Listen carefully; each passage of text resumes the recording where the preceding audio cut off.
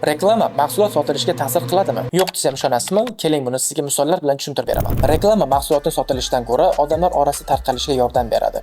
Ovoza bo'lishlik bu mahsulotni ko'pchilik orasida shov-shuv bo'lishiga, ya'ni mish-mishlar keltirib chiqarishga sabab bo'ladi. Mahsulotni sotilishga undaydigan narsa va sotuvni oshiradigan narsa 4P teoriyasidan produkt va mish-mishlar hisoblanadi. Bu ishonarsiz fakt ko'rinsa-da, lekin bu 70-80% ga aniq faktdir. O'zingiz bir o'ylab ko'ring. Bozorda qanaqadir yangi mahsulot chiqadigan bo'lsa, bu mahsulotni sotib olishimiz uchun bizning yaqinlarimizning feedbacklari yoki shu mahsulotni olganlarning izohlari bo'ladi. Nega aynan 4P teoriyasidan produktni misol keltirdim?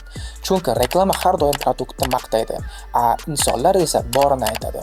Mahsulot yaxshi bo'lsa sizga taklif qiladi, mahsulot yomon bo'ladigan bo'lsa, sizga bu mahsulotni sotib olmaslikni maslahat berishadi. Agar mahsulotlar doim reklama bilan sotilganda, obzorli videolarga umuman ehtiyoj bo'lmagan bo'lardi.